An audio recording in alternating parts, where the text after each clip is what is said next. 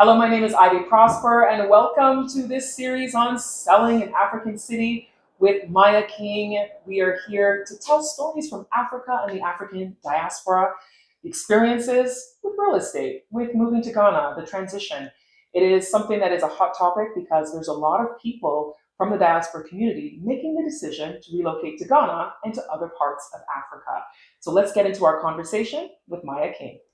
Maya, it is so wonderful to have you here today again to have another conversation about living in Ghana and real estate. Thank you for coming. Thank you for joining me. Always, always. You're doing some amazing things, Thank you. making an impact here.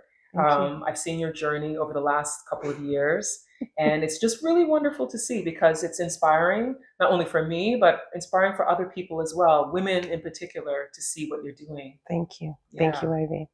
It's not been simple, hasn't been easy, but it's been certainly an empowering journey, a healing journey. A healing journey. So, what about this makes it a healing journey? I alluded to this in our first conversation that you and I had at the last apartment I furnished, but I would say that my journey is spiritual. I came here, in absolute faith. And faith is cool and fun in the beginning, but to keep at it, to be consistent, to not waver, to not have doubt, that's really where, the scripture talks about, it's the trying of our faith. And that just faith in general has been such an interesting topic, an interesting truth that I'm pursuing. So that's kind of what I mean when I say it hasn't been easy, because the truth is an offense, but it's not a sin. But it could be an offense, and taking a good hard look at yourself, not necessarily what you want to do sometimes, or what you're prepared for, but can be done, and in doing so, just a better side can evolve. You let go of what doesn't work for you, so what does work for you has a chance to elevate. Right. As a woman of color, as a Black woman, as a Black man, when you come to these spaces on the continent, and it's like a new experience because for a lot of people, they see people who look like them, and they don't feel that disconnect, or they don't feel that fear of being around people who don't like them, or they feel like the people don't like them. Spaces that are not open and warm, if I can say that. So I understand what you're saying. Working in this space of real estate, do you find that a lot of people, when they come here and they're looking to buy or they're looking to rent, do you find that they're looking for something in particular that will help them with their transition, or is it just any space and they'll take it? So I'll say that people who are here on a healing journey, that's what they're pursuing. A lot of times they're not necessarily looking to invest just yet. They try to make careful decisions, coming, investing their time, their money, working to get familiar. But then there are other folks who are more interested in investment, but those people are more on an educational pursuit. So my interaction with them is a lot of times to give them my full, perspective so far, just having participated in many transactions. But real estate, it's where we live, it's how we live, it's our communities, it's our lifestyles. And, people my clients range from people who have moved here on contract jobs to people who just felt similarly to me, the calling, and they've done their process of closing out their Western life and they're moving here. What I say to everybody is take your time. Take your time, invest your time. Magnate Realty is your company. Yeah. Do you have any kind of mantra with your business that kind of connects people? Because when you talk about healing, I feel like perhaps the philosophy of your business might have that incorporated. So I've been here working now for 2.5 years, and my brand vision is something that's just consistently evolving. I think in the beginning it was a lot of who am I? What can I do? How can I fit into this beautiful woven tapestry? This huge, multicultural, multifaceted society. It's, where do I fit in, and then now it's come to like, I'm realizing that, someone asked me when I was moving to Ghana or considering the move to Ghana, someone asked me, if you had $250,000, what would you do? And I kind of just spoke from the heart and I said, I would be happy to become a bridge for people who, from the diaspora to Africa and vice versa. I would be happy to be a bridge. And I find myself there, the Airbnb guests that I've hosted over the past year, like just watching them enter in that disconnect that can happen because Ghana is not what we're used to necessarily. If you haven't been introduced, right? It's foreign, it's different. But there's so much advancement. There's so many services that are offered that for a second you kind of have an expectation for similarities to what you're used to, but then you quickly realize it's not that way. And shouting and having a temper tantrum is not going to get it all the time. It's so sometimes, easy to have a yes. temper tantrum. But not all the time. And sometimes when you're in that mode, it's you who carries like the negative impact of that. But that's where I come in because I've gone through it. I've beat up against the rocks a lot of times. I've had a lot of illuminating experiences. So I know what you're feeling before you can express it to me. I'm like, I'm not going to tell you this is Ghana because I hate when people say that. Mm-hmm. I'll just try to help you understand the difference of your perspective and theirs and how to bridge that gap. So, I think I would advocate, for people that in that state of transition, not just pursuing a deal to close or something like that. I'm trying to help you find home. Right.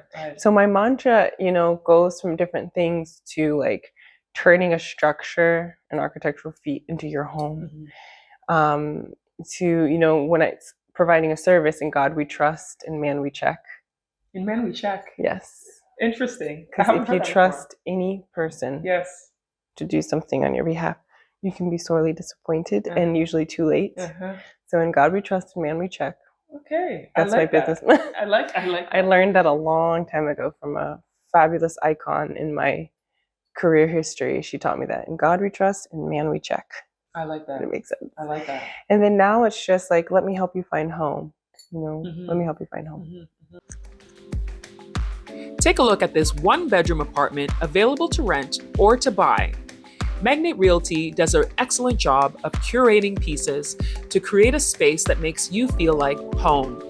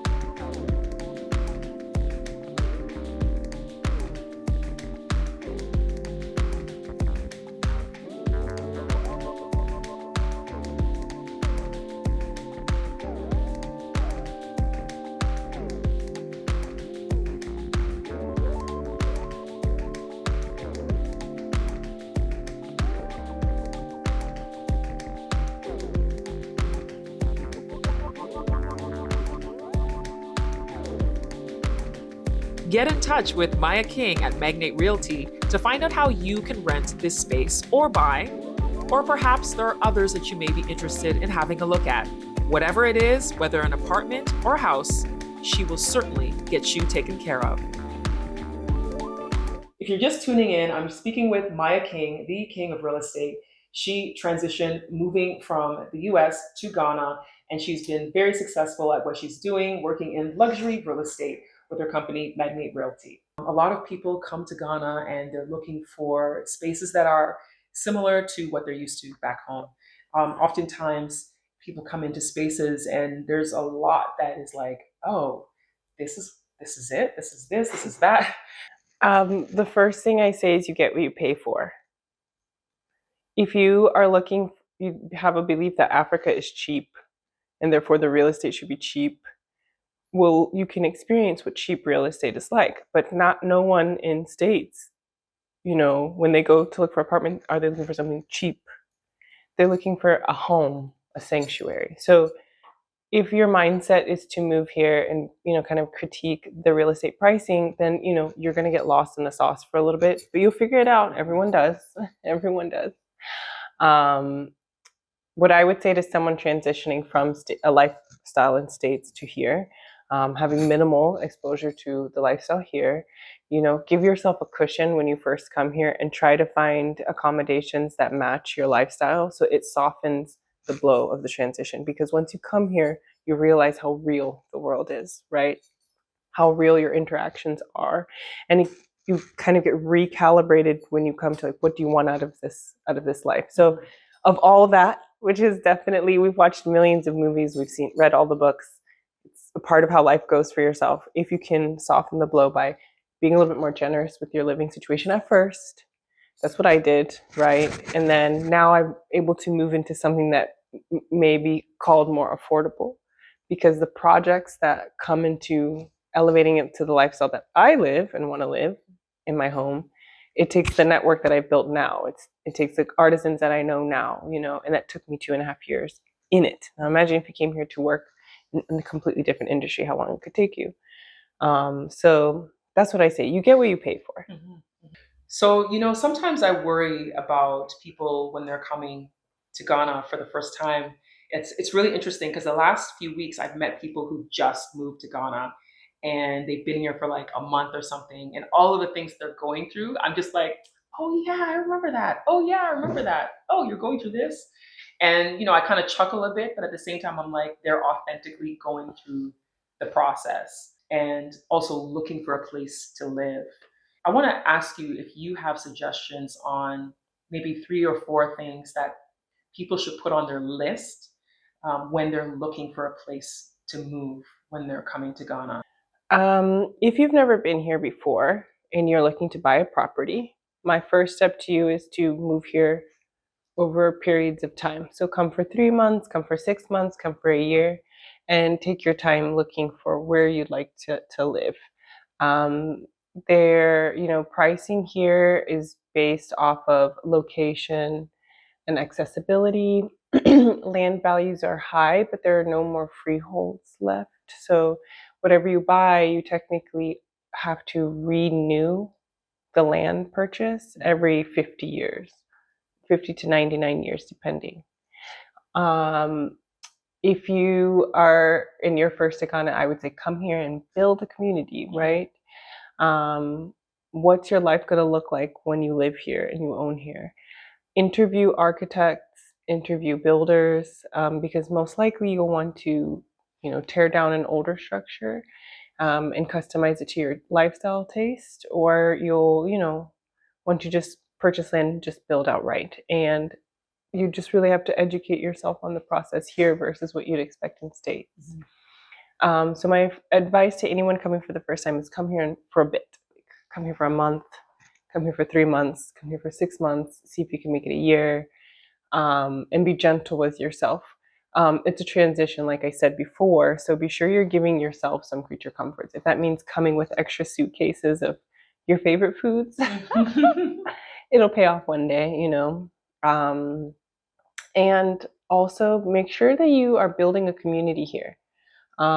There's so many forums on Facebook of different people who are looking to move to Ghana, who are moving to Africa, who are just moving out of the country, period. Talk to them about what their process is, like have a pen pal situation, someone who will give you candid advice and feedback. There's plenty of YouTube content out of so many different people from so many different walks of life, how their process has gone, but trust that yours will be unique to yourself. It's not going to be the same as anyone else's. And yeah, just give it a try. And I say that because your ability to have longevity here is based off of the community you build and your ability to transcend in different situations. And that takes exposure, right? Come make it gentle on yourself, make it gentle on your neighbors. Is Ghana really ready for everyone to come and move here and commit to a whole year? Yeah. I say sometimes yes, I say sometimes no. But it's a process and it's happening. So definitely take your time. Yeah. There's a lot of interesting land acquisition opportunities, whether from a chief directly or what is it, the housing and departments. They have ways to buy land, Right. etc., or any property owner. So come here and do your research. Don't live it, like live the experience. Don't just take someone else's word. Yeah, because you mentioned YouTube. There are definitely a lot of YouTube videos out there with people's experiences, and there's even some of the worst experiences, some of the most outlandish stories Yeah. that we hear about that could potentially sometimes scare people Yeah. from coming at all. Yeah. What do you think about that? Do you think that there's a way that we can approach it, letting people know some of the realities without making it seem like it's like a horror show? Because some people make it seem like it's a horror show that's happening here in Ghana. But I know it's not for everyone, and everyone's experience is different, and that's why some of them might come across that way. What would you say to somebody who maybe have seen a video and they're like, "Oh no, I'm not coming to Ghana now after seeing that video"? Do you know, when I first came here, I was blessed to meet other expats, and sometimes the stories that they would sit and tell me, not taking a breath to breathe, sitting and talking verbal vomit for like over an hour would scare the heck out of me. And I'm using heck because I don't know what other word I'm allowed to use, but they really scared me and really started to get me kind of off the path. Like my keen desire to, come, return. Like I have this idea of legacy for my children one day, in my head, but oh my God, if it's that difficult, let me go back to the creature comforts I'm used to in States where I've created a space where I belong.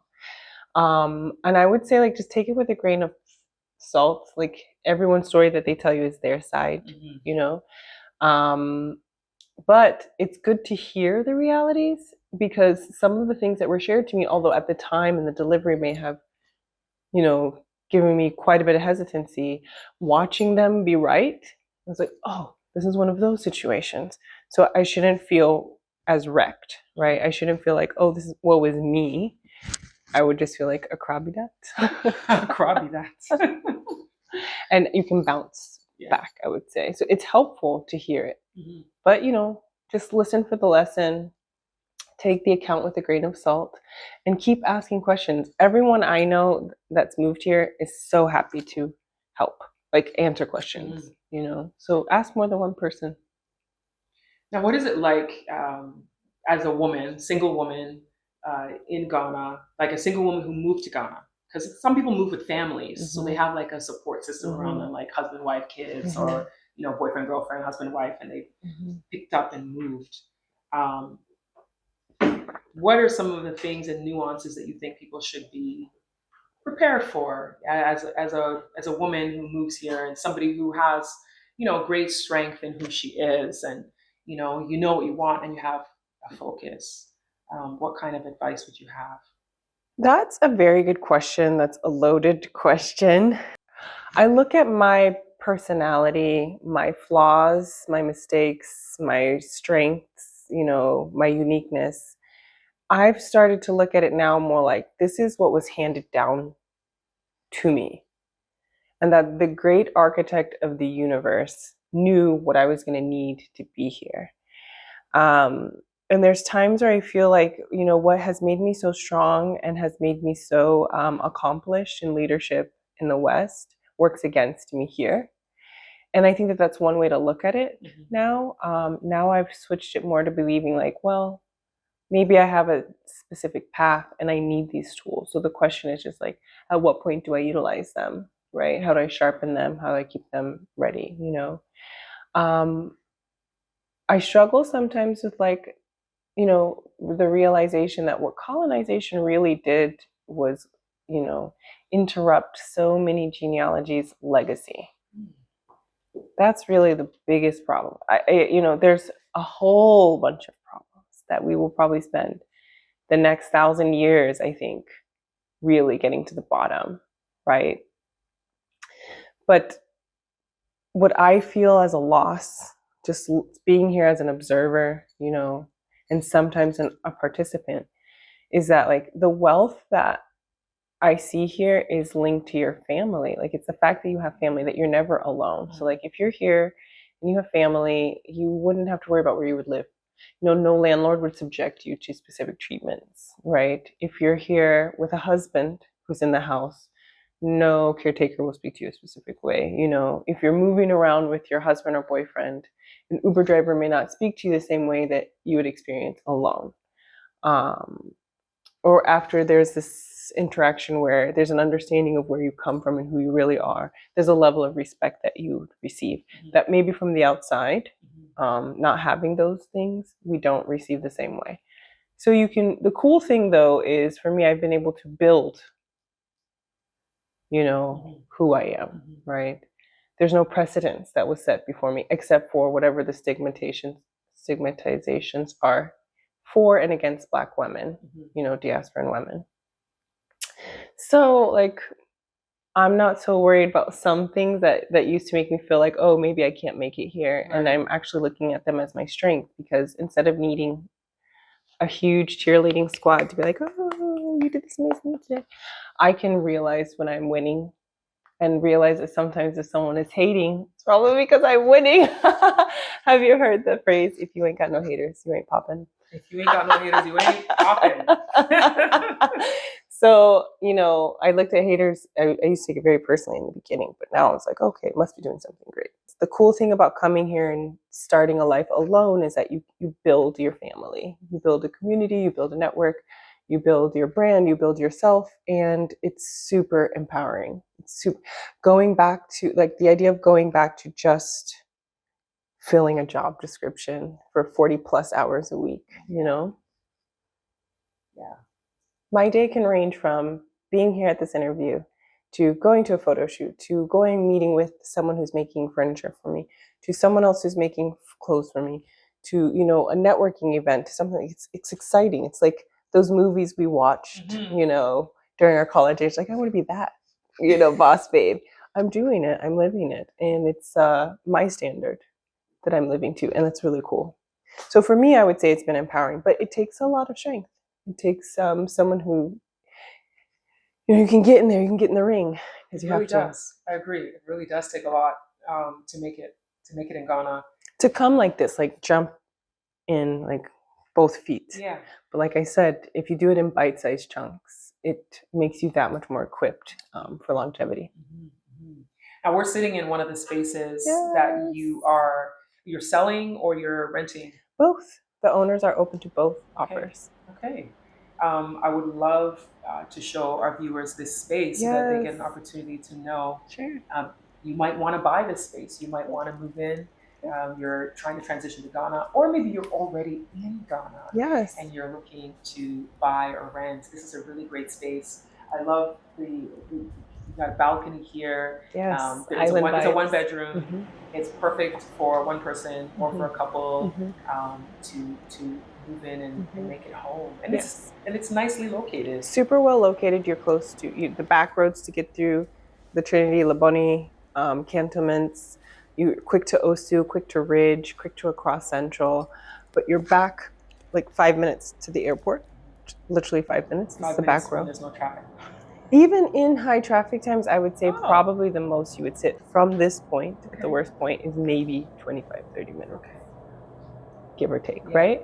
And then I did my best to give it some color and flair so you have a otherworldly experience. I wanted people to walk in and feel like they were moving into a Miami apartment.